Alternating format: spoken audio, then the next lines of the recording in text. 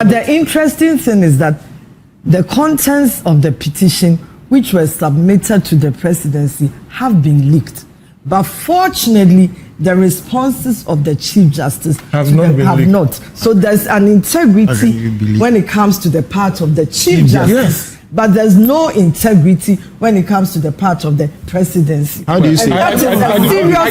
Please, I'm making my point. And so, well, whatever happened, the petition went to the president. But there are more than one petition. There are three petitions. So according to our constitution, when it comes to the petition for the removal of the, what do you call it, Article 146, Clause 6, the petition is submitted to the president, isn't it? So if we are going by that, then that is where the petition was submitted, and that is where the fallacy is. Took place. That's what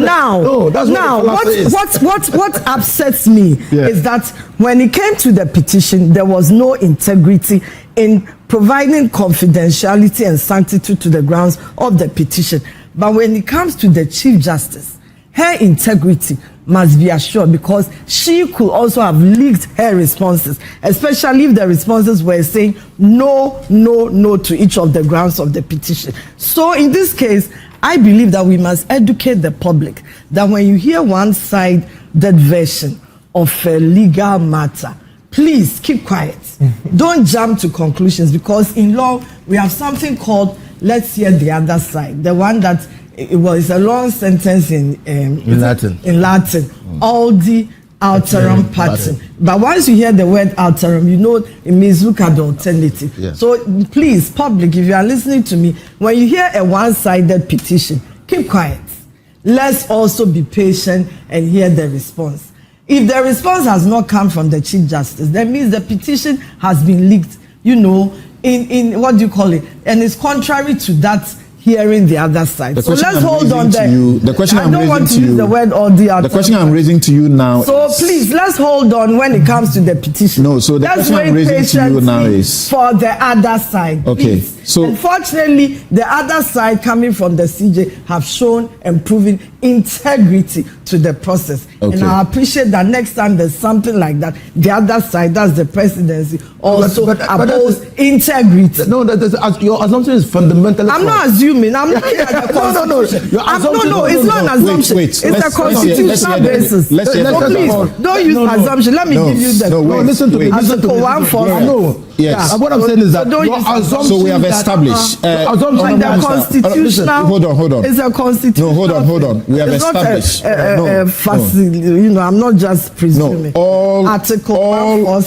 three before you have established that it is supposed to be a private and confidential process. So that is not a matter in argument. Yeah. So what happened? The question you have done, what you have done now, is a presumption or an allegation which now has to be interrogated. That has nothing to do with the provision of the Constitution. I will say no. So say what you want to say. What I'm saying is that I say no. She's assuming no to the presumption and absolutely no to the presumption. You should open up your mind to what. No, I'm using a constitutional basis. I have a constitution. Where did the petition go to? Where was it submitted? Is the president who wrote the petition? So where did the petition go to? So you believe that you can look at the leakage. So wait. So are you saying that the leakage came from the people who wrote it? Open your mind. I'm also asking. First of all, is that what you're The assuming? petition was written by somebody. Are you also assuming? That's number one.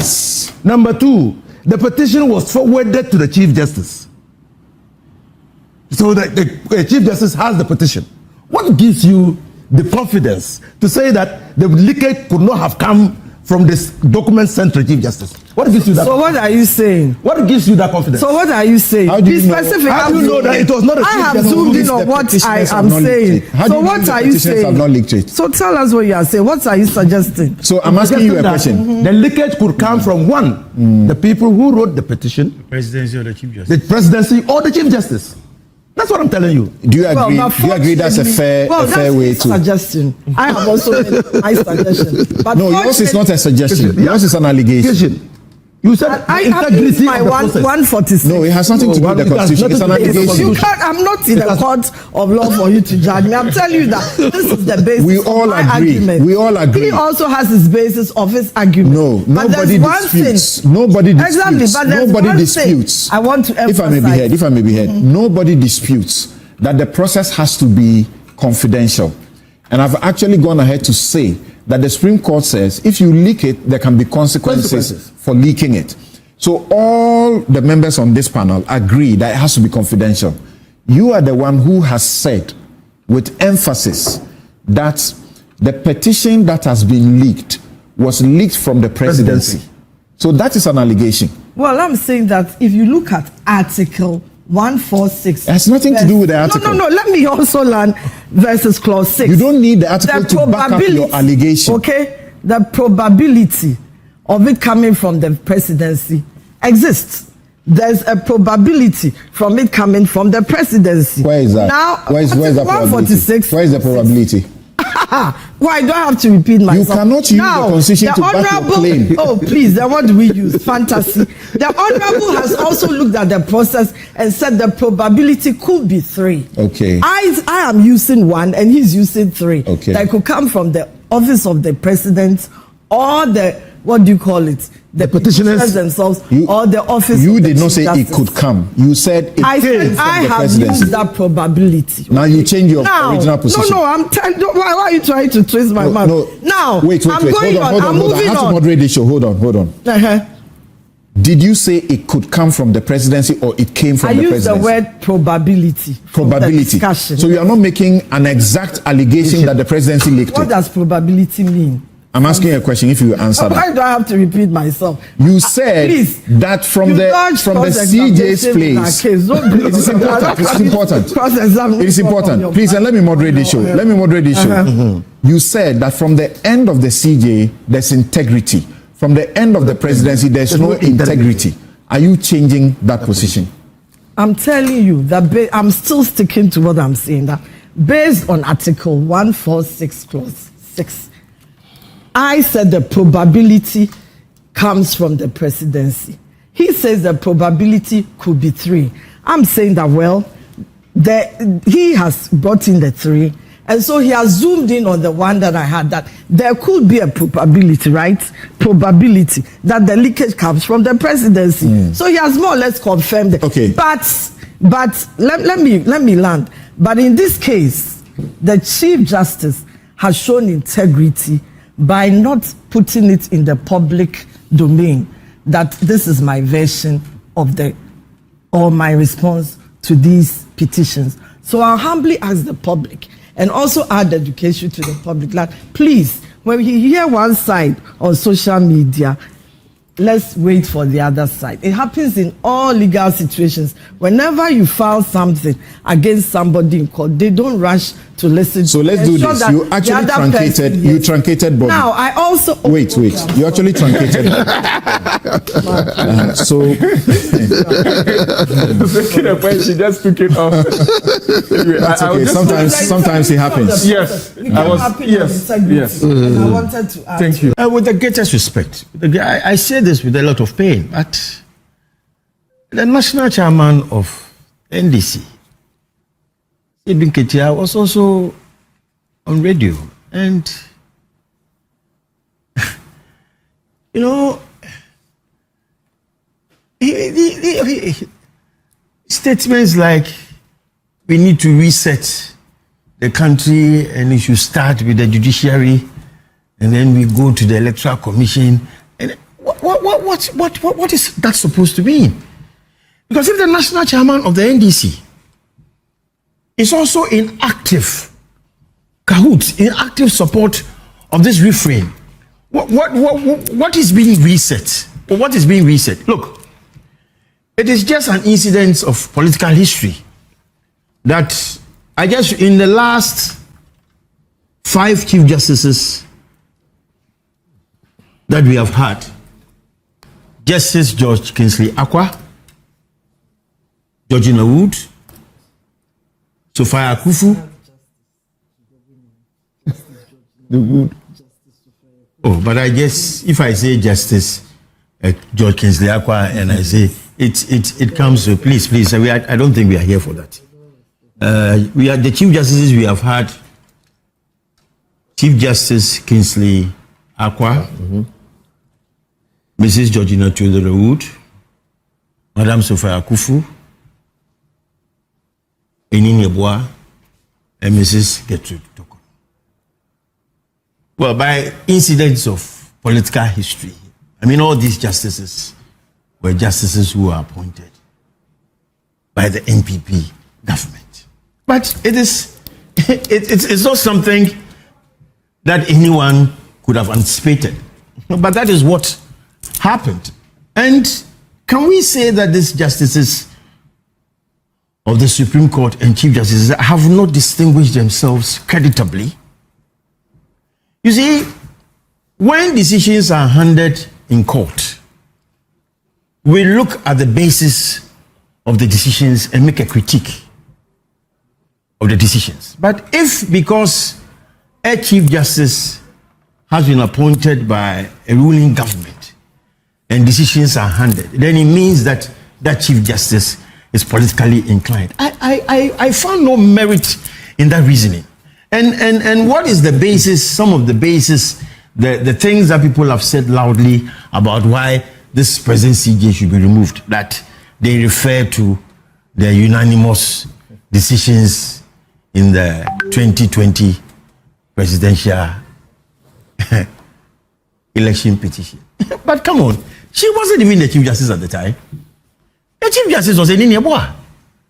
She was only a panel member of the constituted bench of the Supreme Court, which heads the petition. So how can you hang that on her and say that because of that she should be removed and that the judiciary should be sanitized? In what way or manner? In any event, we are all students of the law. Some say you are a trained lawyer. I'm a trained lawyer. Inusa is a trained lawyer. Gloria is a trained lawyer. Bobby is a trained lawyer. Fortunately, all of us here are lawyers. Now, maybe people will say I'm speaking from a point of prejudice, but I always speak my mind as a trained lawyer. As I'm saying, I mean, it is not for glorification, but you know my stance on certain discussions we have had, both on radio and privately. And I don't mince words when I know what is happening. That's not set with me. But that's right. But please, let's be cautious. Because if we take a systemic and determined attempt to destroy our institutions of state, it is the country that will suffer. We have the executive, we have the judiciary, we have the legislature. Let us maintain this separate, distinct arms of government and let them all do their work independently. Now, a typical case of this 2020 election petition, which has generated this fury and this unanimous 9 or 7, whatever people are saying. Some say, between us all here as trained lawyers, is it mandatory for any defendant to open his or her defense in a case? We have gone beyond it. I don't know why sometimes, I'm tempted, sometimes why the politicians, even those who are lawyers, they turn the law upside down. It's not mandatory. Is it mandatory for a defendant in a case, both civil and criminal, is it even mandatory, even with a criminal trial, where you suffer the penal of imprisonment, a fine, or sometimes you are hanged or you are jailed for life? It is not mandatory that the accused person should open his defense or her defense. It is the burden of the prosecution to prove the guilt of the accused person beyond all reasonable doubts. In a civil trial, it is the burden of the plaintiff to prove beyond the preponderance of probabilities that you have made out a case. If the defendant elects that, look, I'm not going to say anything, I'm going to rely on my statement of defense, what can be so nauseating? What can be so bad about it? In fact, in a civil matter, that statement of defense will be struck off. And then and that is used as a weapon. And sometimes this is found by lawyers. Come on. You know, now there was a suggestion that this was some sort of sui generis of a matter that the EC at least should get in the box. Oh, Samson. Samson, there is no bar to civil responsibilities in a civil trial, no matter how sui generis the matter is. You cannot change civil procedure. You cannot change the rules and orders of court. If it is A, it is A. We don't skew because it's sui generis. In any event, Samson, aside of the CJ, we also had indication that the petition had been forwarded for the removal of Justice Scott Porman by another citizen of the Republic. Just a day or two ago, I heard that petition has been withdrawn. What does it make of it? Quietly, that matter has been determined. If the petition is withdrawn, it's gone. But did we hear the cacophony of noises which have been made in respect of Georgina Wood? She's been given the petition. She submitted a response, and we are waiting for what would happen. I beg and plead with all Ghanaians, and the political actors especially, that we should refrain from making judgmental and prejudicial comments. It does not help the narrative. It does not help the discussion. I completely agree with Frank Davis, former president of the Ghana Bar, Greater Accra, when he says that we should be careful not to politicize matters of the judiciary. I completely agree. But in this case, it appears to me that it is the NPP that is politicizing the whole thing. Because, Samson, in 2024, there was a similar petition against a removal, for the removal of Madam Tokono. And you recall when Tokono was nominated for vetting, I was one of those who said, well, she was doing, it was a good nomination. I publicly said it. The National Security Coordinator called me to congratulate me for saying it openly. And I still think that, well, she had a very brilliant opportunity to leave a legacy. And she has shown that she wants to leave a legacy. Her leading justice project, right? So it is not, it is not out of place to say that, well, a Chief Justice who misconducts herself in office should be left in office misconducting herself. No. But it is totally wrong for a political party to assume the fight to protect a Chief Justice.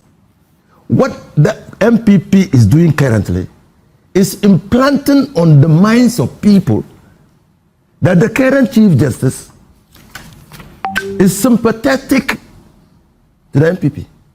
If they don't know that, and I had a discussion with Frank Davis, and I said it is even becoming increasingly difficult to talk about a Chief Justice. Because, mind you, she is Chief Justice of the Republic of Ghana. Fair down. Yes. So now, what are we doing? That her lawyers, the people who have gone to court to restrain the president from acting in the face of the Constitution, are all NPP. What does this send? What signal does this send? They are doing Madam Tokono a disservice. And I simply do not understand why NPP is so jumpy. I don't understand. Look, when Koko Azar forwarded the petition to the former president Nana Addo Dankwa Akufo-Addo, we never heard of the petition until Koko Azar himself published the petition, or somebody published the petition. Nana Akufo-Addo consulted with the Council of State pursuant to Article 146 of the Constitution, took the response of the Chief Justice, Tokono, and decided that the petition did not raise any prima facie case against the Chief Justice. Threshold. Did you hear anybody complain? No. They were muted. Yeah, they were muted. Muted response. But not of the type that we are seeing now. And that is the problem. If NPP doesn't know that they are creating the problem, I'm telling them that they are creating the problem. Look, our Constitution is the supreme law of the land. The Constitution has established institutions and has allocated power to those institutions. We are lawyers. It is only when a duty bearer of public law fails, refuses, neglects to comply with the procedure provided by the Constitution that we jump into action. Not so. That is our defense. Long ago, Moshe and Bagina established the principle. Rule of law is not only limited to substantive law, but also to what? Procedure. Long ago, that principle has been repeated in many cases in this country. So we as lawyers will watch closely what is happening. Is the president going to short circuit the process and see whether the rights of the Chief Justice will be protected?